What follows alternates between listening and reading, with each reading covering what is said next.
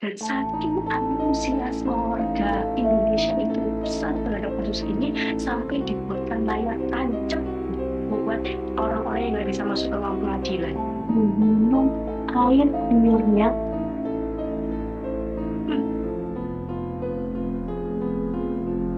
Ya.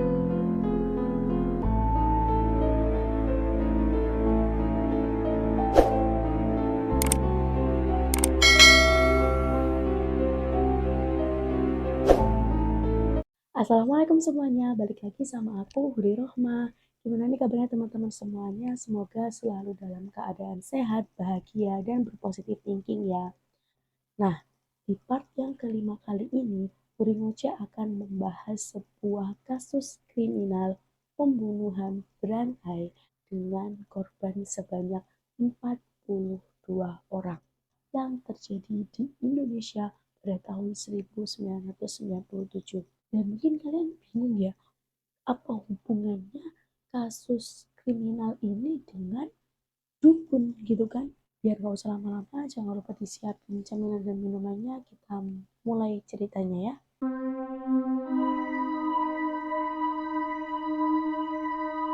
Jadi kisah ini dimulai pada tanggal 27 Desember 1997, yang mana pada waktu itu ada seorang anak laki-laki yang sedang mencari rumput untuk pakan ternaknya.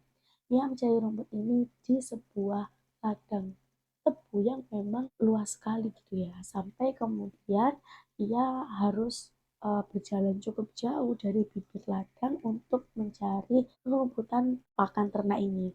Nah, setelah dia berjalan sejauh sekitar 10 kilometer, ia menemukan sebuah gundukan aneh yang mana gundukan itu tidak sama dengan tanah-tanah di sekitarnya. Dan aku kasih informasi aja ya, pada waktu itu tuh baru selesai reda hujan, jadi jalanan itu masih becek banget gitu kan. Nah, laki-laki ini curiga sama gundukan itu. Akhirnya dia memutuskan untuk menusuk gundukan itu dengan sebuah kayu, dan ketika kayu itu diangkat, keluar bau busuk yang sangat menyengat dari lubang itu, lubang kayu tadi kan. Nah, mengetahui ada bau busuk dari gundukan tanah tersebut, akhirnya ia pun ketakutan dan berlari menuju rumah kepala desa untuk mengabarkan hal ini. Nah, sesampai di rumah kepala desa, ia pun menceritakan sambil terengah-engah gitu ya. Pak, Pak, saya tadi ketemu ada sebuah gundukan aneh di ladang tebu sana, Pak. Tolong ya Pak, tolong temani saya untuk ngecek itu isinya apa.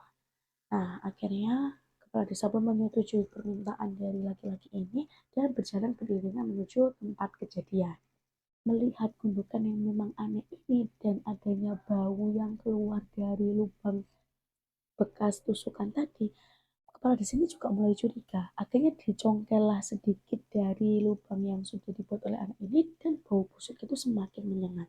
Maka kemudian kepala desa ini memutuskan untuk menyampaikan hal ini kepada atasannya.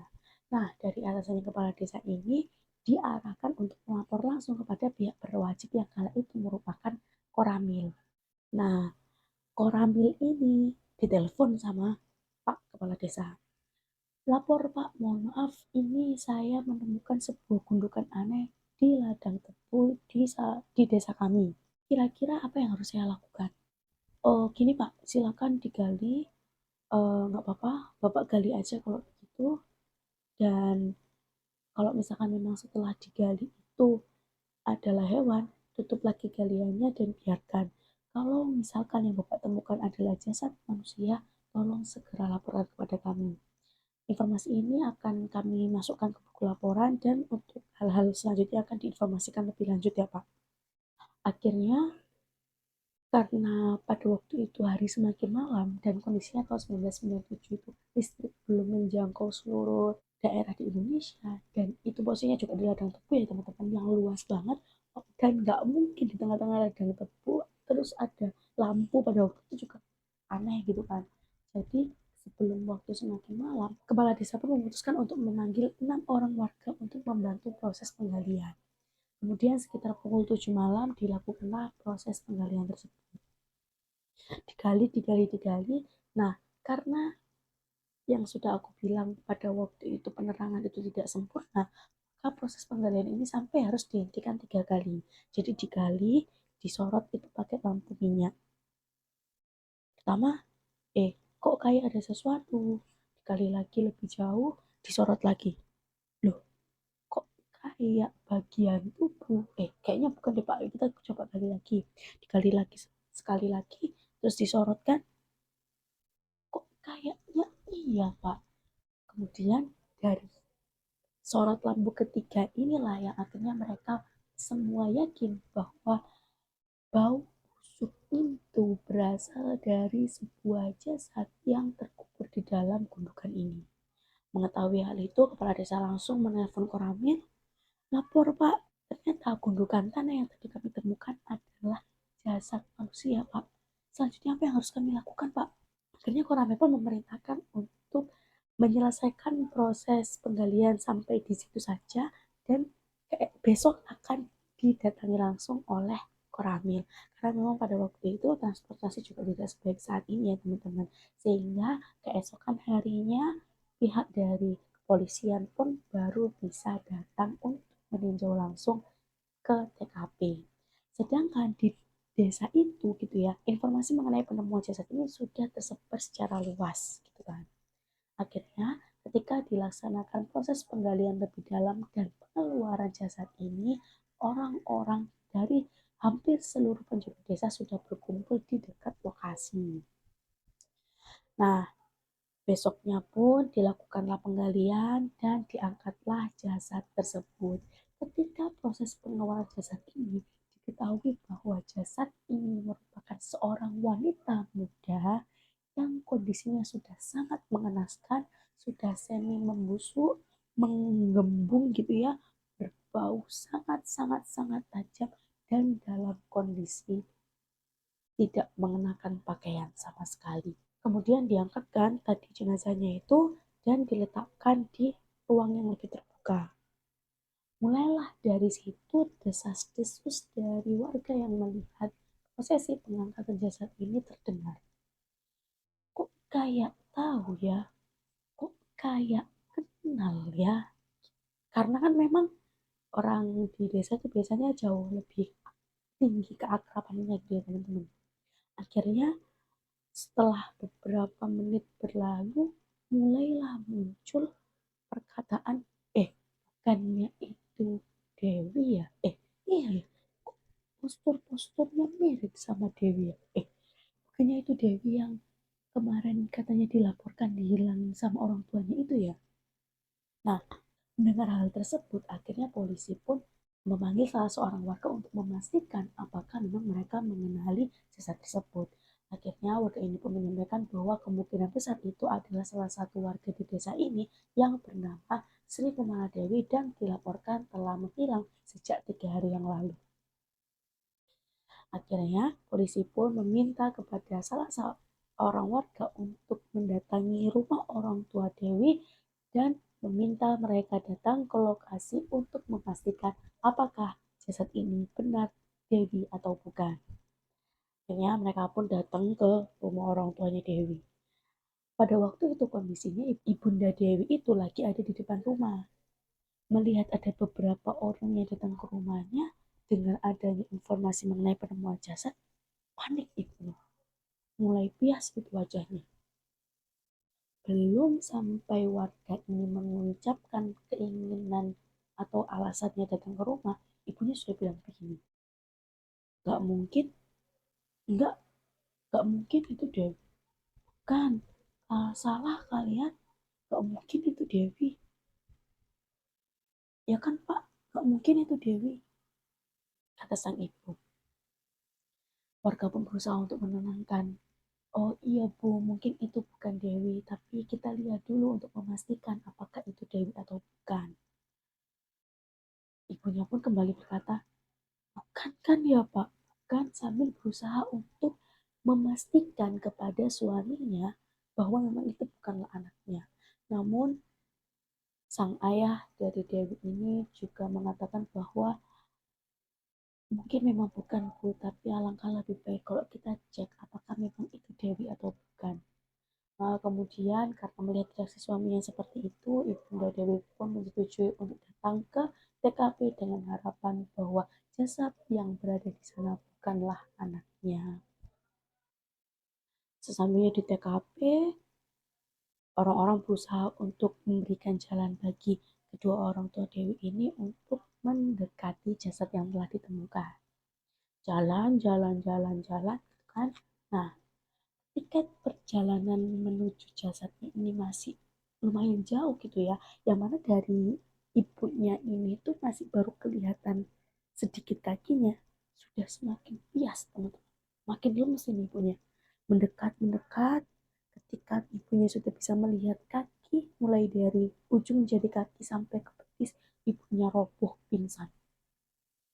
Kemudian ayahnya juga dengan bergetar berjalan sambil sudah mulai gemetar gitu ya, mulai menitikkan air mata sampai kemudian tepat di dekat jasad itu ayahnya luruh menangis sambil sesenggukan berkata,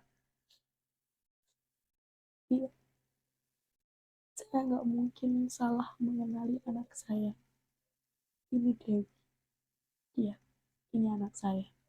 Kemudian setelah ibunya sadar, dengan tangis yang belum mereda, ibunya juga mengatakan, tidak mungkin aku sebagai ibu tidak mengetahui bagaimana anakku.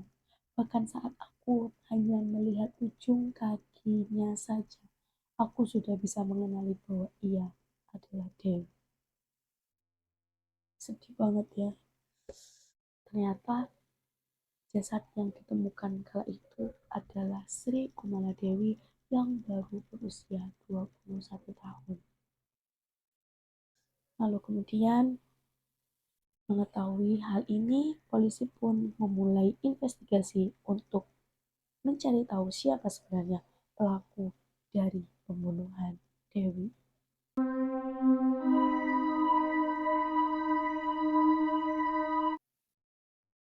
Oke, penyidikan pun dimulai.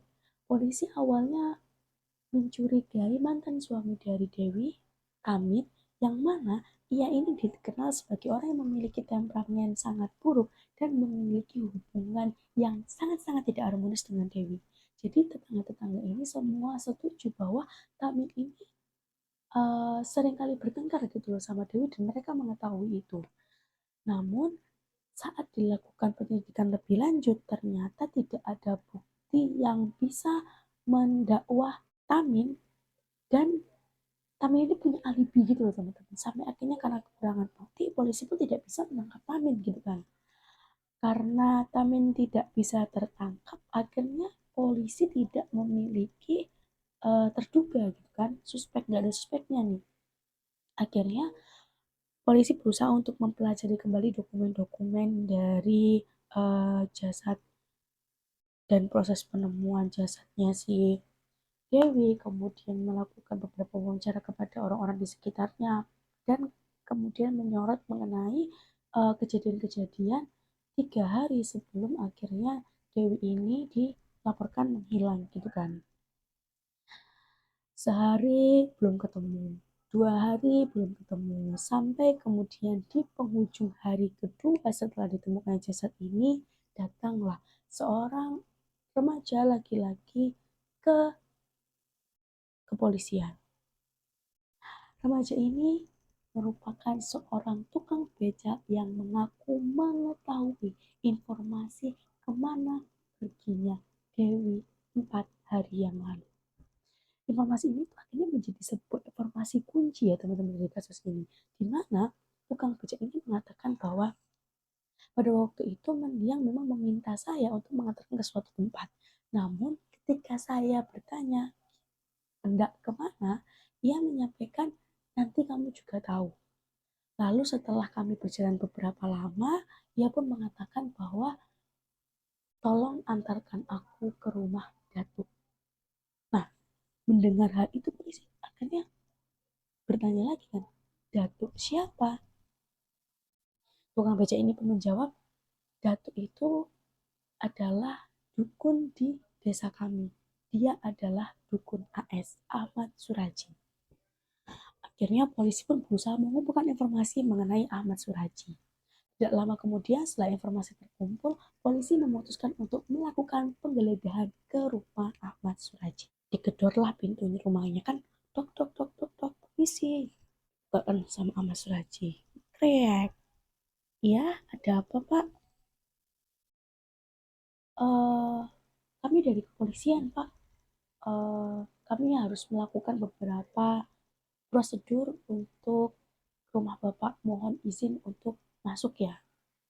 Gak dibolehin awalnya teman-teman.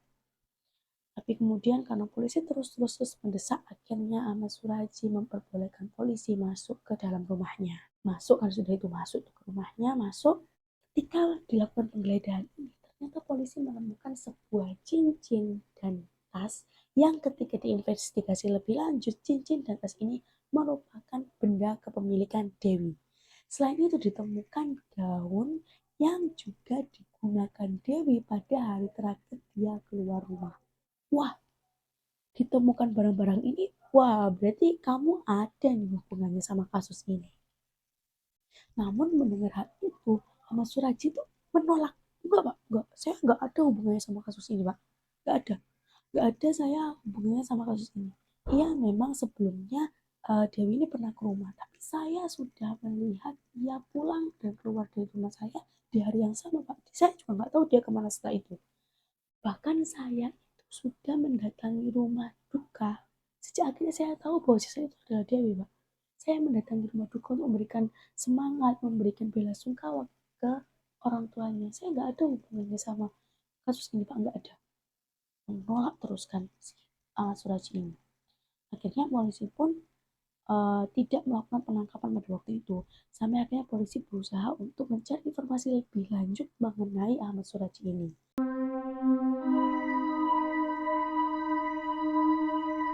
Berdasarkan hasil penyelidikan yang dicatat oleh polisi, tepat pada tanggal 30 April atau sekitar 3 hari setelah ditemukannya jasad Dewi ini, Ahmad Suraji pun ditangkap di rumahnya atas tuduhan penculikan dan penghilangan nyawa Dewi Sri Kumala Dewi. Tangkap akhirnya. Walaupun memang pada proses penangkapan nggak gampang ya teman-teman.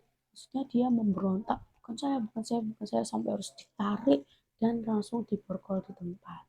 Nah, dia pun dibawa ke kantor polisi untuk menjalani interogasi lebih lanjut. Ketika dilakukan interogasi awal ini, dia sama sekali tidak mengaku tentang penghilangan nyawa ini. Dia selalu menolak apapun pertanyaan yang berhubungan dengan kasus Dewi. Gak mau ngaku sampai proses investigasi ini berjalan selama beberapa hari. Melihat Ahmad Suraji yang tidak kooperatif ini, polisi pun berinisiatif untuk melakukan penggeledahan kedua di rumahnya. Dilakukan penggeledahan kedua itu, dan dari penggeledahan tersebut, polisi mencium hal-hal ganjal. Iya benar. Dari penggeledahan kedua itu, polisi mencium adanya kejanggalan. Kok kayaknya barang-barang yang ada di sini itu bukan milik satu perempuan sih? Kayaknya banyak sih. Tapi lagi-lagi selama proses interogasi, Mas Waji sama sekali tidak menyinggung adanya perempuan yang lain, korban yang lain, bahkan tidak mengakui apapun pertanyaan mengenai Dewi. Karena tidak kunjung mendapatkan informasi, polisi pun melakukan investigasi dan interogasi dengan cara yang cukup kasar ya teman-teman. Maksudnya didesak sampai akhirnya kita masuk ke proses pengakuan.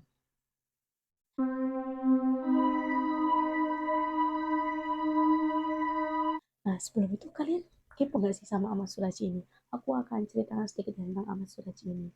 Jadi Ahmad Suraji adalah seorang laki-laki yang lahir pada tanggal 12 Desember 1952 yang lahir dari pasangan kedua orang tuanya ini merupakan orang Jawa yang merantau ke Sumatera Utara untuk mencari kualitas hidup yang lebih baik. Namun diketahui bahwa walaupun mereka sudah pindah ke daerah Sumatera Utara ini, kehidupan mereka juga tidak membaik teman-teman. Yang mana ayahnya merupakan seorang petani miskin dan juga merangkap sebagai dukun. selain itu ibunya juga seorang ibu rumah tangga yang tidak berpenghasilan sama sekali. Jadi benar-benar penghasilan keluarganya itu dari hasil tani dan perkebunan ayahnya. Dengan kehidupan yang sangat-sangat kekurangan, Ahmad Suraji ini pun tumbuh menjadi seorang anak yang memiliki temperamen sangat buruk. Dan dia sedari kecil itu sudah sering ikut dalam pencurian kecil-kecilan, terus berantem dan lain sebagainya. Sampai puncaknya pada usia 19 tahun Ahmad Suraji memutuskan untuk kabur dari rumah dan meninggalkan Sumatera Utara. Namun, tidak lama setelah ia kabur dari rumah, ia ditangkap karena kasus penculikan dan penganiayaan hingga harus mendekam di penjara selama 10 tahun. Dia keluar usia 19 tahun dari rumah, ketangkep gitu kan, anak polisi. Dia di penjara 10 tahun dan dia baru keluar di usia 29 tahun. Ini baru keluar rumah udah masuk penjara gitu kan. Setelah keluar penjara, apakah dia sadar? Oh, tidak. Dia tidak lama kemudian kembali ditahan karena kasus pencurian ternak. Namun yang kedua kalinya ini tidak berlangsung terlalu lama, yaitu tepat kala usianya 31 tahun atau sekitar 2 tahun ia dipenjara. Setelah itu dia dikeluarkan, dibebaskan lah kan pada usia sekitar 31 tahun itu. Nah, setelah keluar dari penjara yang kedua ini, dia mulai merasa gelisah dengan kehidupannya. Kemudian ia pun memutuskan untuk mengembara ke hutan belantara Sumatera Utara guna memperdalam ilmu gaib yang telah diturunkan oleh ayahnya. Dalam sebuah pengakuan, Ahmad Suraji mengatakan bahwa dia tidak berguru pada siapapun pada waktu itu ya. Jadi benar-benar hanya dari titisan ayahnya dan hasil pengembaraan di hutan Sumatera Utara. Yang mana memang hutan Indonesia pada waktu itu tuh masih benar-benar banyak yang belantara gitu ya teman-teman. Nah, selama melakukan proses pengembaraan ini tidak banyak yang bisa aku dapatkan, namun kemudian setelah ia selesai dalam proses pengembaraan ini, ia pun pulang ke desanya, tempat masa kecilnya ini di Sumatera Utara, dan berkehidupan seperti biasa menjadi seorang petani. Diketahui Ahmad Suraji ini juga menikah dengan 3 orang wanita yang mana ketiga-tiganya ini merupakan saudara kandung. Jadi Ahmad Suraji itu nikah langsung sama 3 orang. Tiga ini saudara. Ini misalkan yang pertama kakaknya, yang kedua adiknya, ketiga yang bungsu. Ini bertiga ini saudara. Dan dari pernikahannya dengan 3 wanita ini, ia memiliki 9 orang anak. Sebenarnya hubungan Ahmad Suraji dengan ibunya pun itu sudah nggak baik ya teman-teman, karena ibunya ini menentang Ahmad Suraji yang memutuskan untuk menikahi 3 saudara sekaligus gitu kan. Sampai ibunya itu dalam sebuah wawancara ngomong kalau saya nggak peduli kamu mau nikah 2, 3, atau 4 kali, tapi ya jangan satu saudara kamu nikahi semua. Itu namanya kamu mengolok-olok Tuhan, bukan kamu mengolok-olok Allah, kamu kalau kayak gitu. Gitu. Sekali, 2 kali diberikan nasihat gak dihiraukan, akhirnya ibunya pun udahlah terserah kau, terserah, gak peduli lagi sama hidup anaknya. Kemudian akhirnya karena tuntutan ekonomi dan jumlah keluarga yang tidak sedikit, Ahmad Suraji pun memutuskan untuk membuka praktik perkebunannya dan menjadi seorang dukun. Pamornya dalam menjadi seorang dukun ini ternyata cukup baik teman-teman. Yang mana pelanggan-pelanggannya dari si Ahmad Suraji ini itu ada banyak, bukan hanya orang-orang di kalangan biasa, tapi ada pengusaha lokal, bahkan orang-orang yang cukup terpandang itu juga menjadi klien dari Ahmad Suraji ini. Dan Ahmad Suraji ini pun semakin dikenal dengan sebutan dukun AS. Nah, dukun AS ini dia terkenal karena mampu untuk menyembuhkan berbagai macam penyakit dan menjadi tempat banyak orang untuk mendapatkan solusi instan dari permasalahannya.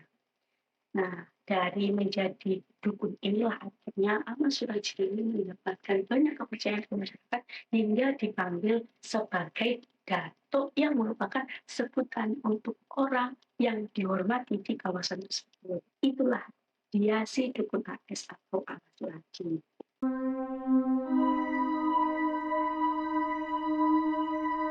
Setelah dilakukan interogasi yang panjang dan proses yang sangat melelahkan, akhirnya Ahmad Surraji membuat sebuah pernyataan yang, ya Allah, menggila teman-teman.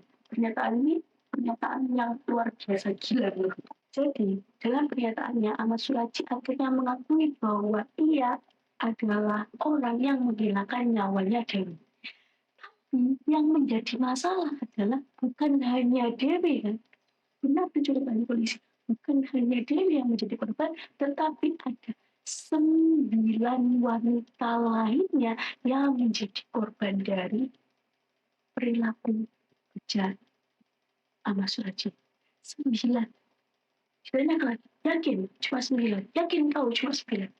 Setelah didesak terus, ternyata nambah lagi jadi 11. Setelah itu nambah lagi jadi 13. Nambah lagi jadi 23 sampai kemudian ia menyatakan bahwa telah membunuh 42 orang. Berapa teman-teman?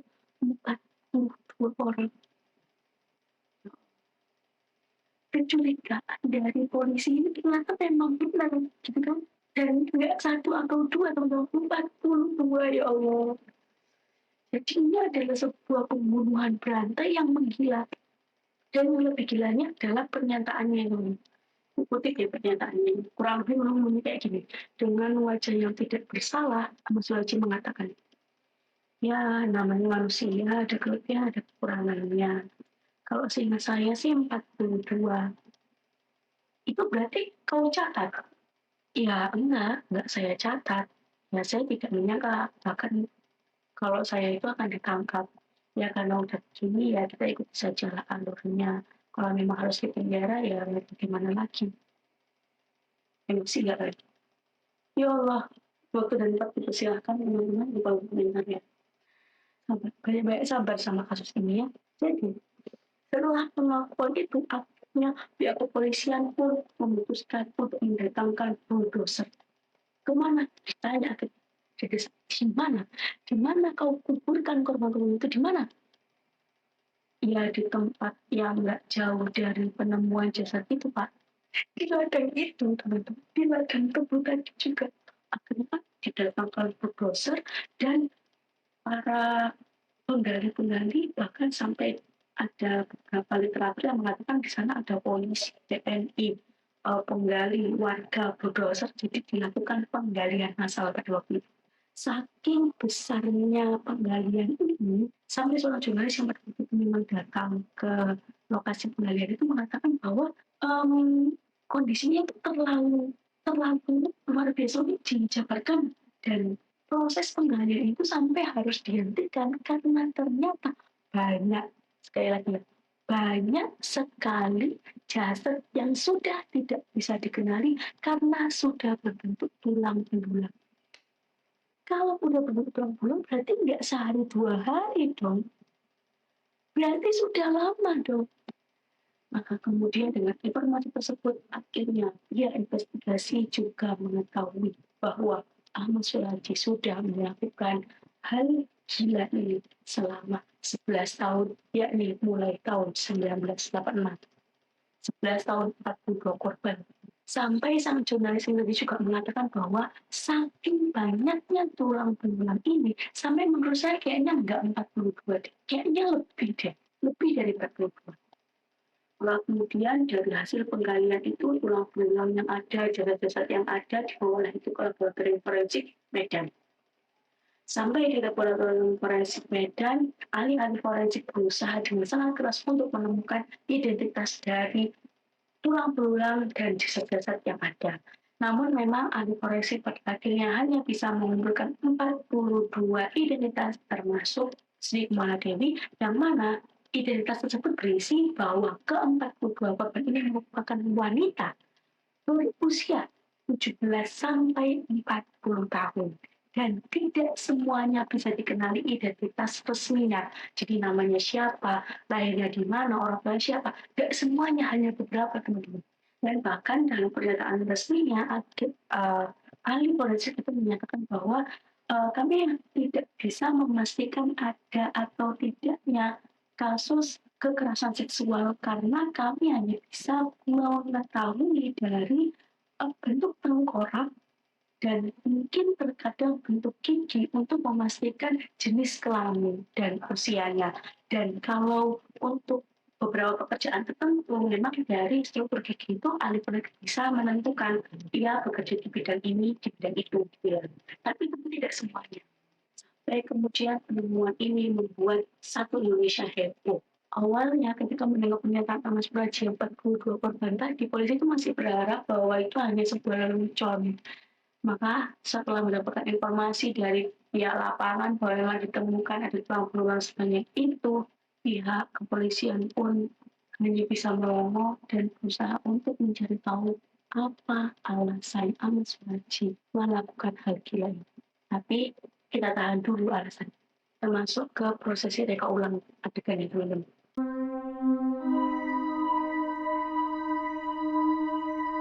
Jadi sebelum naik ke pengadilan, kasus besar ini melakukan reka ulang adegan. Sebelumnya aku ingin disclaimer dulu bahwa untuk bagian ini aku harap sudah 18 tahun ke atas yang nonton dan cemilan sama minumannya mungkin boleh digeser dulu sebentar karena aku akan berusaha untuk menjelaskan sedetail yang aku mampu bagaimana cara Ahmad Suraji ini menghilangkan nyawa korban-korbannya. Jadi, karena kasus ini itu sudah tersebar di mana-mana, pihak dari kepolisian pun menjadwalkan adanya reka ulang adegan. Ini memperhatikan yang Dewi ya, Bu. Dewi meminta sebuah solusi instan untuk permasalahan yang sedang ia hadapi. Maka kemudian Ahmad Suraji ini menawarkan untuk memberikan sebuah solusi yang lebih cepat lagi dengan Dewi ini cukup menyiapkan 4 hal. Yang pertama itu minyak kayu putih, yang kedua itu kemenyan Jawa, yang ketiga kemenyan Arab, dan yang keempat itu sop kelapa. Lah itu sama Dewi 4 hal ini. Setelah itu, Ahmad Suraji pun menyampaikan bahwa kamu nanti itu harus menanggalkan semua pakaianmu ya, dan kamu harus diikat untuk melakukan ritual selanjutnya. Mendengar hal itu Dewi nurut, pokoknya dia nurut aja disuruh ngapain itu dia nurut aja.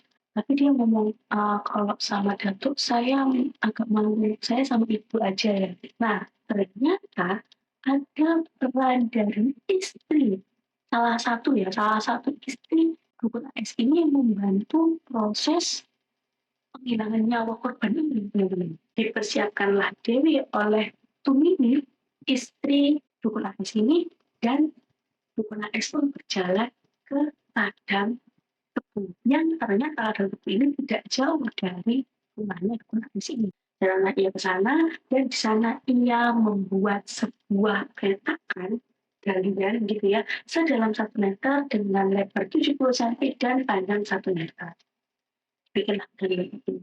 Setelah kalian itu siap, Dewi juga udah siap gitu kan diantarkanlah Dewi sama Tumini diantar seret.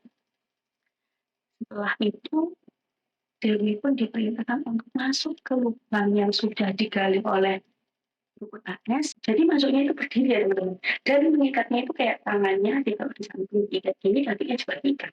Setelah itu udah disuruh masuklah ke lubang itu tadi. Disuruh masuk, berdiri, dan dia ditimbun. Nah, karena tingginya di 1 meter, otomatis tangannya kan juga ketimbun. Jadi udah berdiri tegak aja gitu kan si Dewi ini. Kemudian perlahan-lahan Dukun AS pun mendekat Dewi yang sudah tidak bisa bergerak karena sudah tertimbun tadi dan mencekik lehernya dengan sangat kuat sampai Dewi kehabisan nafas dan kehilangan nyawa. Dan yang lebih mengerikan lagi adalah setelah Dewi kehilangan nyawanya, Dukun AS meminum air liurnya. Dukun AS melakukan hal gila itu sebagai sebuah bentuk gak bisa ngomong. Hal gila ini dilakukan oleh Dukun AS dan kemudian jasadnya ini pun dimakamkan di galian tadi dan dihadapkan ke rumah Dukun AS dengan tujuan agar jasadnya ini melihat Dukun AS. Menurutnya Dukun AS kayak gitu deh, gila ya bener-bener. Dan ketika saya kontak orang adegan itu Indonesia ya boleh sampai di luar negeri itu informasinya kan. Akhirnya dijadwalkanlah persidangan. Alasannya sekarang kenapa aku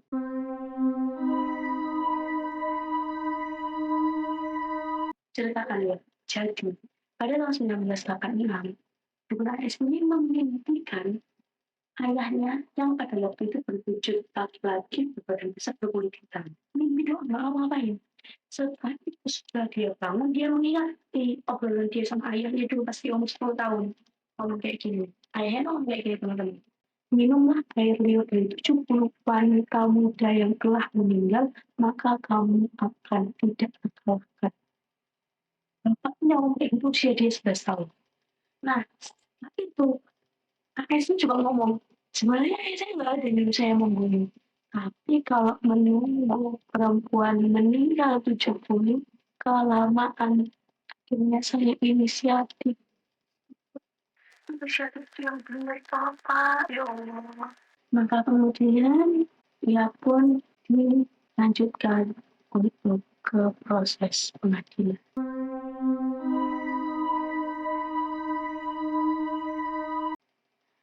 Nah, pengadilan pertama ini dilaksanakan pada tanggal 11 Desember 1997. Pada pengadilan itu, jadwalnya adalah menemui AS dan kuasa hukumnya beserta Tumini, istrinya yang akhirnya juga ditahan karena menjadi sekongkol dari pembunuhan berantai ini yang kemudian menemui jaksa penuntut umum. Namun dalam persidangan tersebut, Dukun AS dengan tegas menolak semua tuntutan dari jaksa penuntut umum dan menyatakan bahwa apapun yang ia sampaikan selama proses investigasi itu hanya karena desakan dan perlakuan kasar dari kepolisian selama proses investigasi. Jadi dia mengakui itu adalah sebuah kebohongan. Nah, karena nggak kondusif, akhirnya persidangan pun dihentikan sementara dan dijadwalkan ulang pada tanggal 22 Desember 1997. Yang mana di sidang kedua ini itu sidang terbuka. Dan saking antusiasme warga Indonesia itu besar terhadap kasus ini sampai dibuatkan layar tancap buat orang-orang yang nggak bisa masuk ke ruang pengadilan. Dan dijaga tetap oleh pasukan bersenjata untuk mengurangi kemungkinan adanya amukan massa. Nah, dimulai persidangan kan, tetap Ahmad Suraji menolak seluruh tuntutan dari jaksa penuntut dan menyatakan bahwa semua tuduhannya adalah kebohongan. Persidangan dilakukan selama beberapa hari secara maraton terus-menerus, hari ini sidang, besok sidang, hari ini sidang, besok sidang, ya. Sampai kemudian hakim yang memimpin sidang ini bernama Hao Guara Hareva itu memutuskan tepat pada tanggal 27 April 1998 bahwa Ahmad Suraji ini dihukum mati. Dan di mana hasil dari persidangan ini melalui kasasi maupun gerasi tidak bisa diturunkan pada waktu itu ya. Maka kemudian Lumini juga dijatuhi hukuman seumur hidup. Bagi orang-orang semuanya. Nah, akhirnya Tumini dan Suraji pun dijebloskan ke Lembaga Pemasyarakatan Kelas 1 Tunjung Kusta, Medan. Mereka pun menjalani masa penahanan dan Suraji beberapa kali sempat ingin mengajukan gerasi kepada Presiden. Namun baru bisa direalisasikan pada tahun 2004 di mana ia mengajukan gerasi kepada Presiden Megawati Soekarno Putri yang baru dijawab gerasi tersebut pada tahun 2007 tanggal 27 Desember oleh masa kepemimpinan Susilo Bambang Yudhoyono dan gerasi itu secara mentah-mentah ditolak. Maka kemudian dijadwalkanlah pada tahun 2008 untuk dilakukannya eksekusi mati kepada Ahmad Suraji.